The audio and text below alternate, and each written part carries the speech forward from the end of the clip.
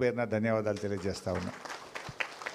ఈరోజు చాలామంది Jubilee hills నియోజకవర్గం నుంచి రజక సోదర సోదరీమణులు బీఆర్ఎస్ పార్టీలో చేరుతా ఉన్నారు. వారందరికీ స్వాగతం సుస్వాగతం తెలియజేస్తా ఉన్నా. ఇవాళ మిత్రులారా, విషయాలన్నీ అర్థమైనాయి.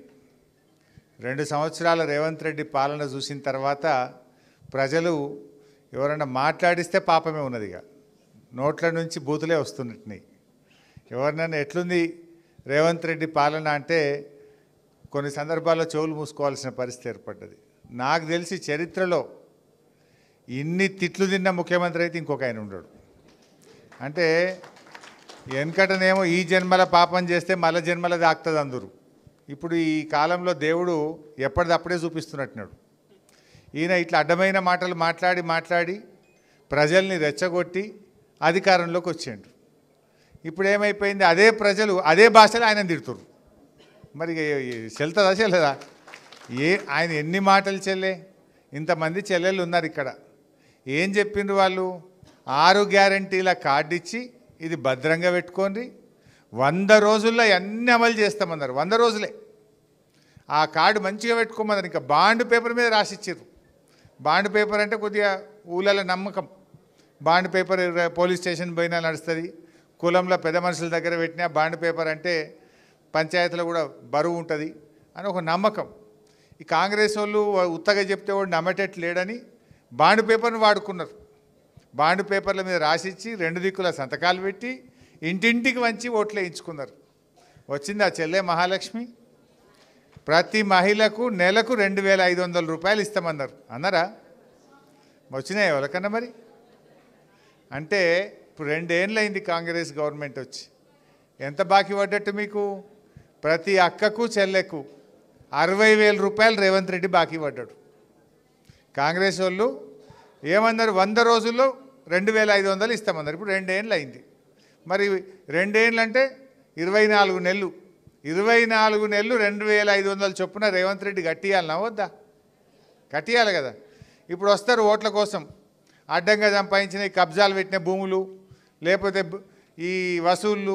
ఈ మధ్య చూస్తున్నాం కదా, కొండా సురేఖ బిడ్డ చెప్పింది తుపాకీ పెట్టి పైసలు ఎట్లా వసూలు చేస్తుండ్రో. మనం చెప్పలే, వాళ్ళే చెప్పిండ్రా? విన్నారా మీరు? అయితే ఆ తుపాకీ ఎవరు పంపిండ్రు అనేది తెలుస్తలేదు. ఇక రేవంత్ రెడ్డి పంపిండని వీళ్ళు అంటుండ్రు, వాళ్ళే పంపిండ్రు అని రేవంత్ రెడ్డి అంటుండ్రు. మొత్తానికైతే తుపాకీ పెట్టింది కరెక్టు, పైసలు వసూలు చేసింది కరెక్టు. రేపు వచ్చి మీకు ఓట్ల కోసం పైసలు ఇస్తామంటారట. పైసలు ఒకనాడు ఇస్తారు. మహాలక్ష్మి ఇస్తే ప్రతి నెల వస్తుంది కదా. ఒక్కనాడు ఇచ్చే పైసలు కాదు రేవంత్ రెడ్డి.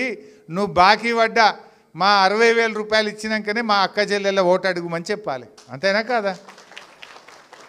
ఏమిచ్చినావు నువ్వేం చెప్పినావు? అవ్వా తాతలకు 4,000 పింఛన్ ఇస్తా అన్నాడు. వచ్చినా అది అమ్మ ఎవరికైనా జూబ్లీ హిల్స్లో? రాష్ట్రంలో ఎవరికైనా వచ్చిందా తమ్మి?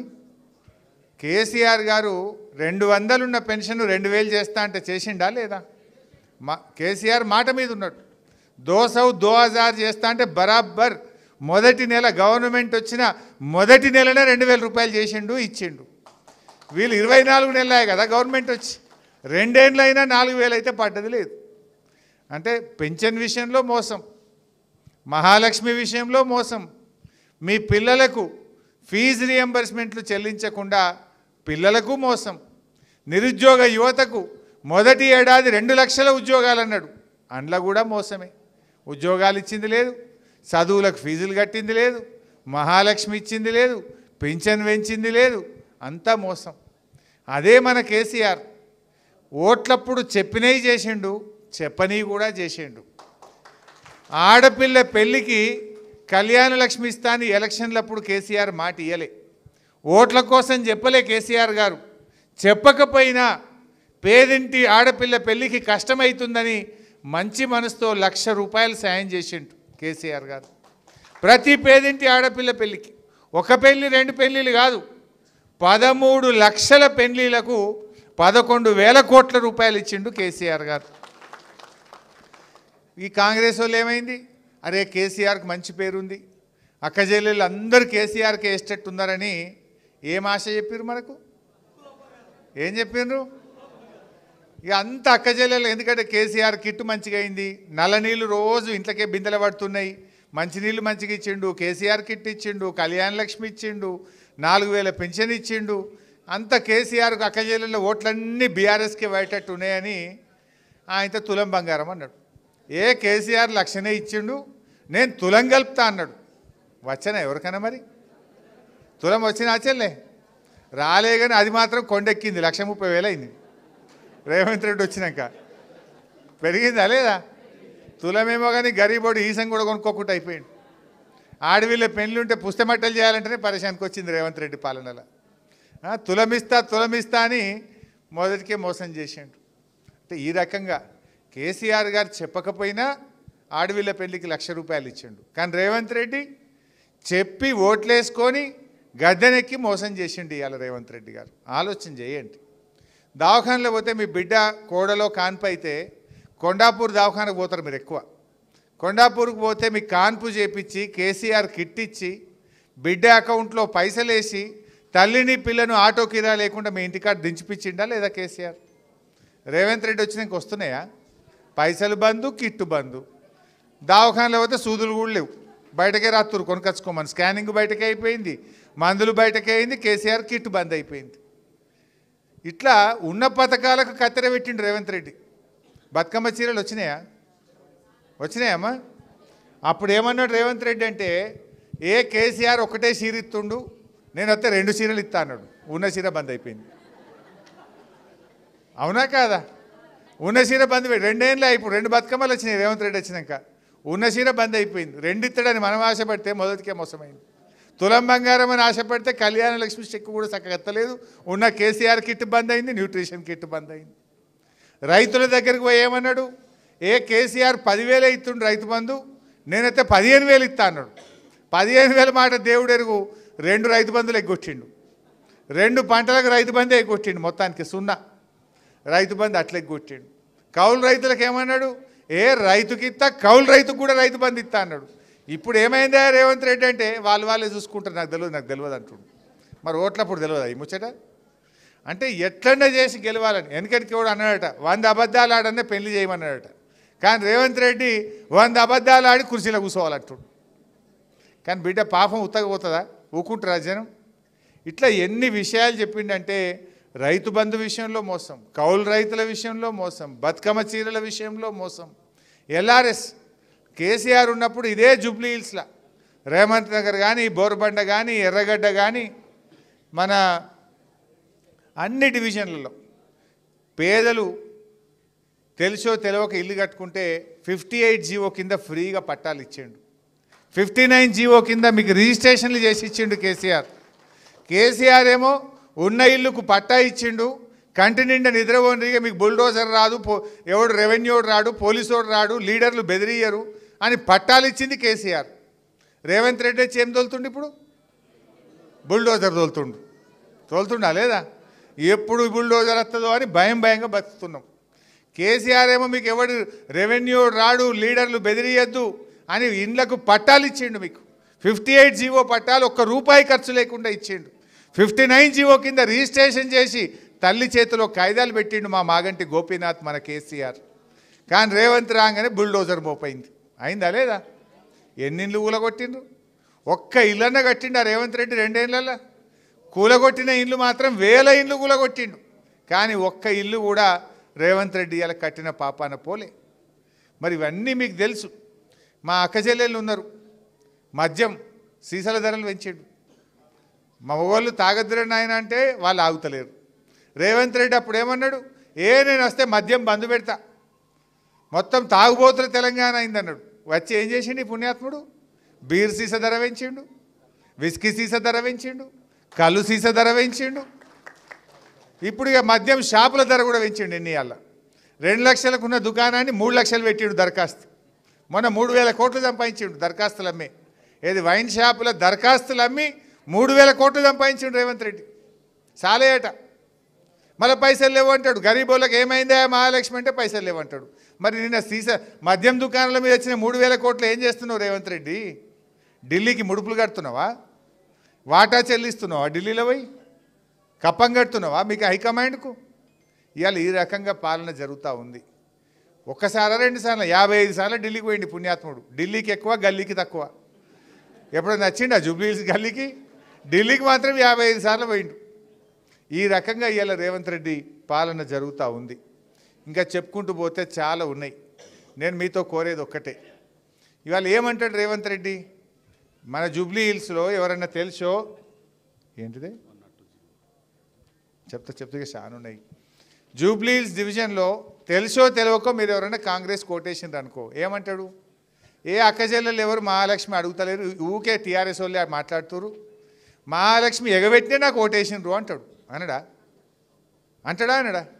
అవ్వాతాతలు ముసలోళ్ళు ఉన్నారు, ఏ 4000 పింఛన్ మర్చిపోయిన వాళ్ళు అడుగుతలేరు, నేను ఇప్పుడు మొదలే ఇస్తాన్న ఇయ్యలేదు, నేను 4000 పింఛన్ ఇవ్వకపోయినా నాకు ఓటేసింది, ఇక నేను ఇచ్చేదే లేదు పో అంటాడు. మేము ఏమని అడగాలి అసెంబ్లీలో? మేము మీకోసం గట్టిగా కొట్లాడాలంటే రేవంత్ రెడ్డి నువ్వు 4000 పింఛన్ ఇవ్వలేదు కనుక, అవ్వా తాతలకు ఎగబెట్టినవు కనుక, మహిళలకు 2500 ఇవ్వలేదు కనుక, తులం బంగారం ఎగబెట్టినవు కనుక, ఆడపిల్లలకు స్కూటీలు ఇవ్వలేదు కనుక నిన్ను తుక్కొడగొట్టిన జూబ్లీ హిల్స్లో ఇప్పుడన్నా ఇస్తావా ఇయ్యవా అని గల్ల పట్టుకొని అడుగుతాం గట్టిగా. అడగాలన్నా వద్దా? మీకోసం మేము కొట్లాడాలన్నా వద్దా? రేపు మేము లేచి కొట్లాడితే ఏమంటాడు, ఏ నువ్వు 4000 పింఛన్ ఎంత చెప్పినా నాకే వేసినరు అంటాడు.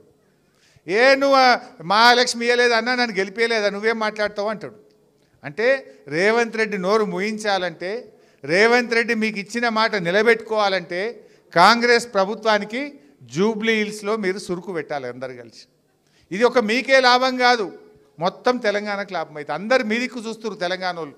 ఎందుకు? మా జూబ్లీ హిల్స్ అక్క చెల్లెళ్ళు, మా అన్నదమ్ములు తెలివైన వాళ్ళు.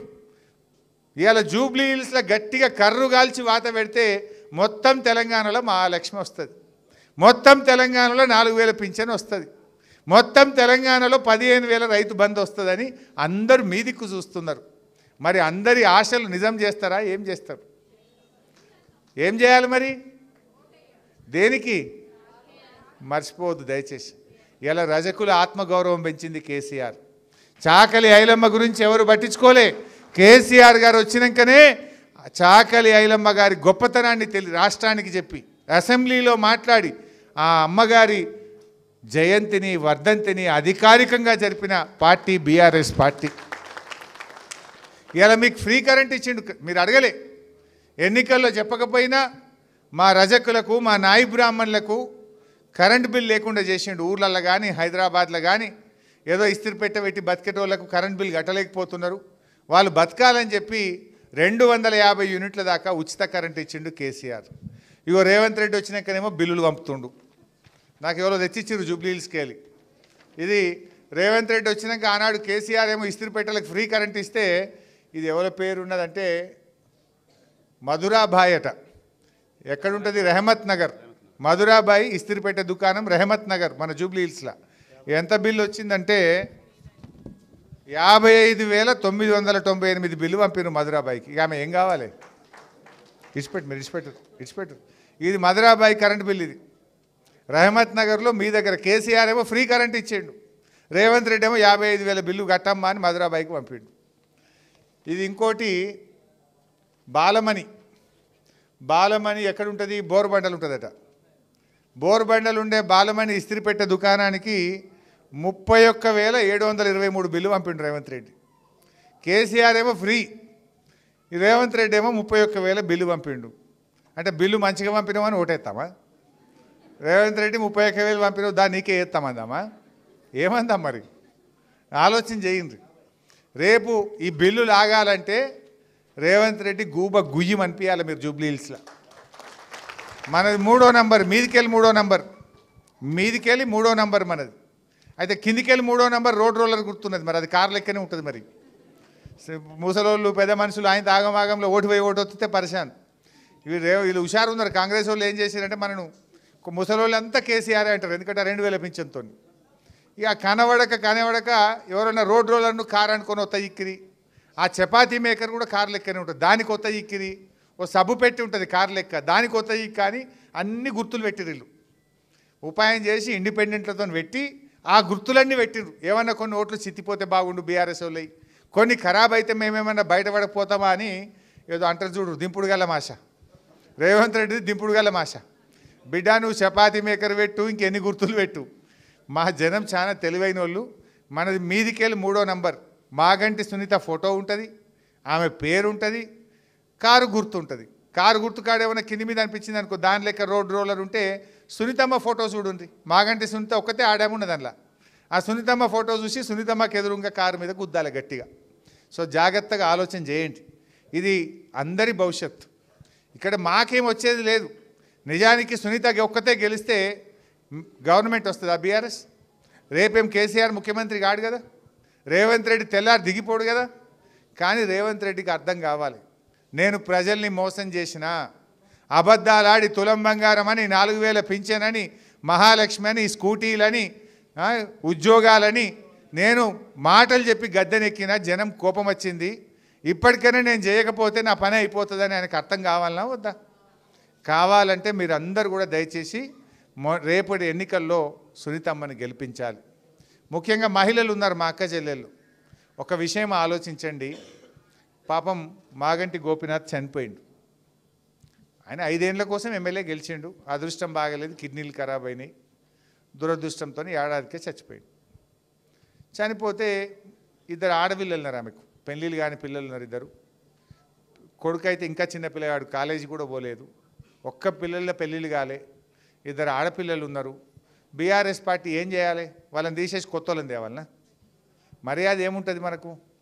పాపం ఆయన చనిపోయిండు, ఆ కుటుంబాన్ని నిలబెట్టాలి, పెళ్లి కాని పిల్లలు ఉన్నారు అని ఆ అమ్మాయిని పార్టీ బాధ్యత తీసుకొని ఎమ్మెల్యే టికెట్ ఇచ్చి గెలిపిద్దామని కొట్లాడుతున్నారు. మొన్న కాంగ్రెస్ ఆయన ఒక మంత్రి పొన్నం ప్రభాకర్ అంటుండు. సరే ఇట్లే మీటింగ్ పెట్టుకుంటే మాగంటి గోపిని గుర్తు చేస్తూ అందరూ మాట్లాడుతుంటే, భర్త చనిపోయిన భార్య అంతా 2-3 నెలలు కాలే, కళ్ళలో నీళ్ళు వస్తాయా రావా? బాధ అనిపిస్తుందా అనిపించదా? భర్త చచ్చిపోతే ఆమె ఏడ్చింది. ఏడిస్తే ఆ పొన్నం ప్రభాకర్ ఏం మాట్లాడి విన్నారా మీరు? ఎంత దుర్మార్గంగా మాట్లాడతారంటే, ఏమ్మా మొసలి కన్నీరు గారుస్తున్నావు, కావాలని ఏడుస్తున్నావు అని చెప్పి ఒక భర్త చనిపోయిన ఆడబిడ్డ ఏడుపును కూడా రాజకీయాలకు వాడేంత దుర్మార్గులు ఈ కాంగ్రెస్ పార్టీ నాయకులు. మీ ఇళ్ళలో ఎవరైనా చనిపోతే ఏడుస్తామా ఏడవమా? ఎవరింట్లో అయినా దుఃఖం ఉండదా? భర్త కంటే ఎక్కువ ఏముంటారు? పెళ్లి కాని పిల్లలు ఉన్నారు, పిల్లలు సెటిల్ కాకపోయే, చదువులు పూర్తి కాకపోయే, ఎవరికొకరికి ఉద్యోగం రాకపోయే, పిల్లలు ఇట్లుండే, ఇంత పెద్ద కుటుంబము, ఇంత మంచి పేరున్న గోపి గురించి అందరూ గొప్పగా చెప్తుంటే ఆ భార్య కళ్ళలో నీళ్ళు వస్తాయా రావా? నీ కళ్ళలో నీళ్ళు రావడం సహజం, ఏడుపు రావడం సహజం, ఏడవకపోతే అసహజం. ఎవరైనా ఏడవపోతేనే ఏందమ్మా భర్త చచ్చిపోతే కూడా ఈ అమ్మకు ఇంత దుఃఖం లేదు అంటారు. ఏడుపు రావడం సహజం. ఎవరైనా బాధ అనేది, దుఃఖం అనేది సహజమైనటువంటిది. దాన్ని కూడా ఇష్టం ఉన్నట్టు ఈ మగోళ్ళు మంత్రులు, కాంగ్రెస్ వాళ్ళు ఆ సునీతమ్మను పట్టుకొని నానా మాటలు అంటున్నారు, ఆ పిల్లల్ని పట్టుకొని నానా మాటలు అంటున్నారు. ఇది మర్యాదనా? ఒక్కసారి మీరు ఆలోచించండి. ఆడబిడ్డలుగా ఒక తోటి ఆడబిడ్డకు మీరు అండగా ఉండాలి. ఆ అమ్మను నిలబెట్టాల్సిన బాధ్యత మనందరి మీద ఉంది అని చెప్పి నేను మనవి చేస్తూ ఉన్నా. ఈ అడ్డగోలు మాటలు మాట్లాడిన ఒక ఆడబిడ్డ మీద, భర్త కోల్పోయిన మహిళ మీద ఇష్టం వచ్చినట్టు నోరు మారేసుకున్న కాంగ్రెస్ వాళ్ళకు మీ ఓటుతో గుణపాఠం చెప్పాలని చెప్పి కోరుతా ఉన్నా. సో ఇవన్నీ కూడా ఇవాళ మన పెంచిన కరెంటు బిల్లులు, ఉచితంగా కేసీఆర్ కరెంట్ ఇస్తే వాళ్ళేమో బిల్లులు పంపబట్టిరి. ఈ బిల్లుల విషయంలోనైనా, రజకులకు కేసీఆర్ చేసిన సేవల విషయంలోనైనా, ఇవాళ 2 ఎకరాల భూమి ఇచ్చిండు హైదరాబాద్లో కేసీఆర్. మనకు దాదాపు 50 కోట్ల విలువ ఉండే భూమి, మంచి రజకుల ఆత్మగౌరవ భవనం కడదామని మంచి విలువగల భూమి కేసీఆర్ గారు ఇచ్చిండు. అన్ని కులాలకు ఇచ్చిండు, అందరూ బీసీలకి ఇచ్చిండు. బీసీ ఆత్మగౌరవ భవనాలు కట్టాలని హైదరాబాద్లో వందలాది ఎకరాల భూమిని కేసీఆర్ గారు ఇచ్చిండ్రు. కానీ ఈ కాంగ్రెస్ వాళ్ళు ఇవాళ ఆడొక్క రూపాయి ఇచ్చింది లేదు, ఆ భవనాలు కడుతున్నది లేదు, ఇచ్చిన పైసలు కూడా వాపస్ తీసుకొని ఇవాళ బీసీలకు అన్యాయం చేస్తున్నటువంటిది కాంగ్రెస్ ప్రభుత్వం.